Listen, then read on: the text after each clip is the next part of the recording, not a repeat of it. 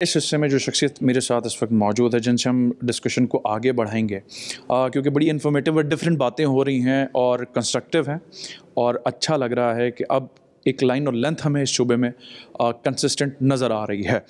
Atif rice Khan साहब CEO हैं LMKT and LMKR and LMKT। पहले तो ये बताइए ये क्या है और फिर कैसे इंक्यूबेशन सेंटर्स। LMKT क्रिएट हुई थी कोई 2006-07 में, जब हमारे पास एक प्राइवेट इक्विटी फर्म आई थी और उन्होंने कहा था कि वो चाहते हैं कि उनकी इन्वेस्टमेंट ऑयल एंड गैस में, जो नॉन ऑयल एंड गैस उसको आप अलग कर लें। हमने उस वक्त जितना ऑयल एंड गैस काम था उसको हमने एक ब्रैकेट कर दिया था LMKT में। ठीक है। और वो आज भी यही है। कुछ अरसे हमने टी को तवज्जो नहीं दी क्योंकि आर पे सारी फोकस थी, तो कुछ अरसे वो डोमिनेंट रही, लेकिन कोई पिछले 5-8 साल से LMKT पे बहुत ज़्यादा एम्फेसिस है। वो mostly LMKT looks after domestic business and LMKR is quite global। बहुत फर्म बिलीवर हूँ कि इस वक्त पाकिस्तान को जो एक अपॉर्चुनिटी मिली हुई है, जो कि कोविड के बाद से मिली थी, वो बहुत रेयर है।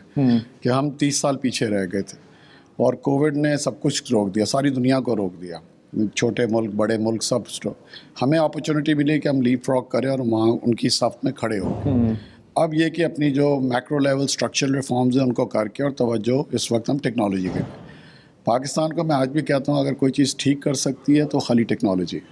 चाहे वो आपकी मैन पावर मैनेजमेंट है, चाहे आपकी सिक्योरिटी मैनेजमेंट है, चाहे आपकी ट्रैफिक मैनेजमेंट है, सब चीज़ों का इलाज एक ही है कि अभी तक कोई दुनिया में शख्स इजाद नहीं हुआ जो कैमरा को ब्राइब कर सके। So you know what I mean कि वो उसके लिए हमें और मुल्कों से सीखना है। हमारे पास टर्की का एग्जांपल है, हमारे पास इंडोनेशिया का एग्जांपल है, हमारे पास UAE का एग्जांपल है, जिन्होंने बहुत सक्सेसफुली डिप्लॉय। आपको कुछ चीज़ इन्वेंट करने की ज़रूरत नहीं, आपको प्रोसेस करना है और आपको उस प्रोसेस को डिप्लॉय करना है to make. Now you are the pillar of this process, जहां आप लोगों को तैयार कर रहे हैं। जी।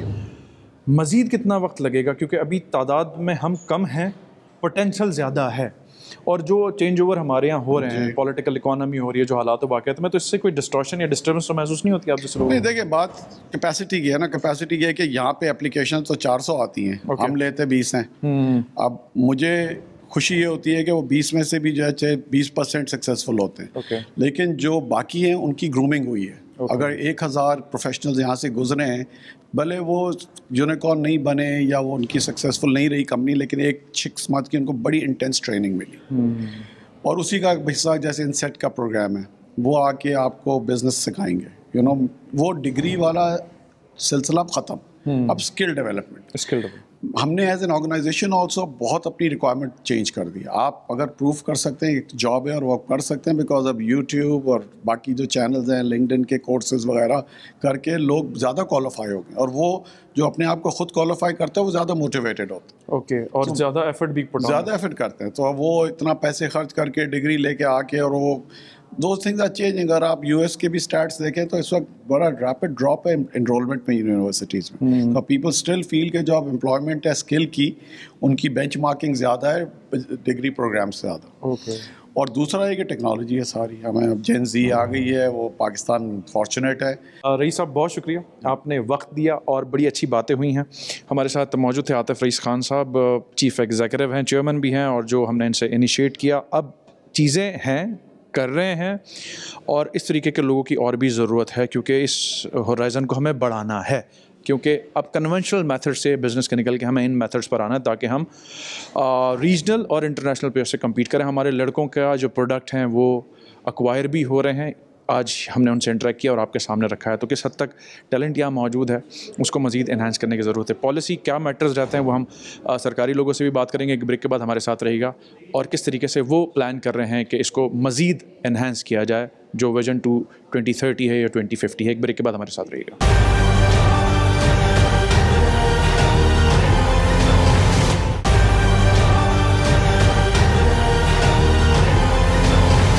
वेलकम बैक नाज़रीन। प्रोग्राम के इस हिस्से में हम मौजूद हैं MQM के मरकज़ बहादराबाद में। हमारे साथ अमीनुल हक साहब मौजूद हैं। NIC के इवेंट में काफ़ी हमने स्टार्टअप्स के हवाले से देखी, लोगों से गुफ्तगू की और मुख्तलिफ डोमेन के लोगों का पॉइंट ऑफ व्यू हमने सामने रखा है।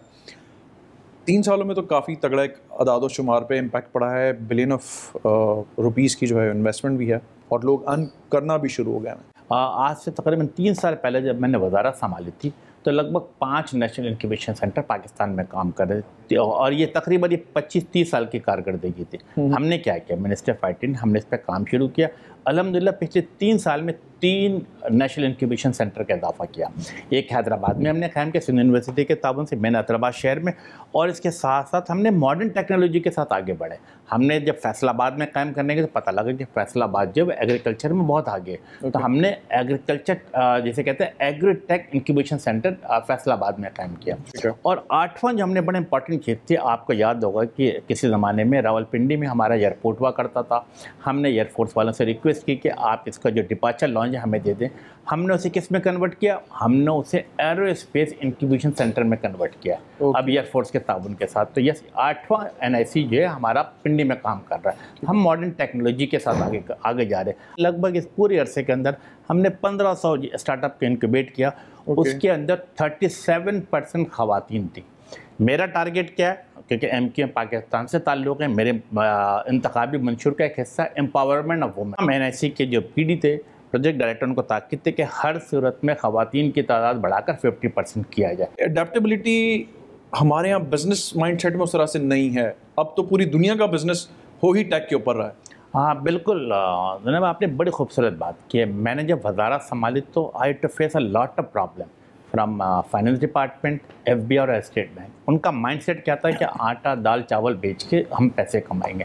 अब अल्हम्दुलिल्लाह हमने उन्हें कन्विंस किया है, कम अज़ कम ये तीनों डिपार्टमेंट जिसके मैंने नाम लिया, टॉप लेवल जो ब्यूरोक्रेसी थी, उनको हम कन्विंस करने में कामयाब हो गए हैं कि अब ज़माना तब्दील हो चुका, हमें इंफॉर्मेशन टेक्नोलॉजी में आगे बढ़ना। IT एक्सपोर्ट जब मैंने वजारत संभाली थी लेस देन $1 बिलियन था। IT एक्सपोर्ट अल्हम्दुलिल्लाह $1 बिलियन से बढ़कर $2.6 बिलियन। हमें उम्मीद है कि अगले 3 से 5 सालों में IT एक्सपोर्ट को इंशाल्लाह 12 बिलियन से लेकर $15 बिलियन तक लेकर जाना है। ना, ये तो एक अच्छी चीज़ है, लेकिन जितनी यूथ की तादाद है पूरे मुल्क में, क्योंकि कुछ अदाद शुमार के हवाले से वहाँ डिस्कशन हुई जो कि अच्छे ज़रूर हैं, लेकिन अभी भी यूथ की तादाद से बहुत कम है।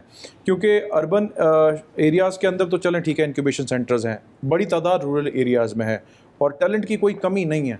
तो इसके ऊपर कोई ऐसी चीज़ है कि in the future, coming future कुछ? देखिए जनाब, हमें इस बात का अंदाज़ा है कि बड़े शहरों में तो हमने NIC खोल दिया, इंक्यूबेशन सेंटर खोला हुआ है। छोटे शहरों में प्रॉब्लम है और प्रॉब्लम रहेगी, तो हमने उसको मुतबादिल निकाला। मुतबादिल क्या निकाला है कि हमने मेक श्योर किया है कि स्मार्टफोन जिसे कहते हैं इकनॉमिकल तरीके से सस्ते बुनियादों पर तमाम जगहों पर अवेलेबल है। और हमने टारगेट क्या किया, हमने टारगेट पाकिस्तान के 2nd टियर और 3rd tier of the city को किया। हमने कोशिश की कि वहाँ पे कनेक्टिविटी की सूरत हाल बेहतर की जाए, वहाँ पे ब्रॉडबैंड की सहूलतों को बेहतर से बेहतर किया जा सके।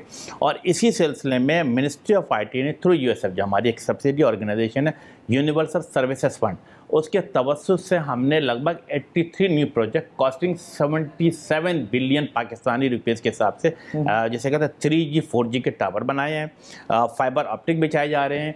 तो मैं समझता हूँ कि जो 2nd टियर और 3rd टियर सिटी में जो लोग रहते हैं छोटे शहरों के अंदर, कम अज़ कम वो भी डिजिटल दुनिया से मुंसलक हो सकेंगे और फिर भी अपना कारोबार अपने घर में बैठकर, अपने इलाके में बैठकर, अपने कॉलेज यूनिवर्सिटी में बैठकर भी कर सकते हैं। आपको याद होगा कि 2021 में, बल्कि 2012-13 में यूट्यूब बंद कर दिया गया, फिर टिकटॉक को बंद, और पिछले प्राइम मिनिस्टर इमरान खान साहब से टिकटॉक को बंद कर दिया गया, फिर ऑल ऑफ ए सडन आज से गालिबन 6 महीने पहले विकीपीडिया बंद कर दिया गया।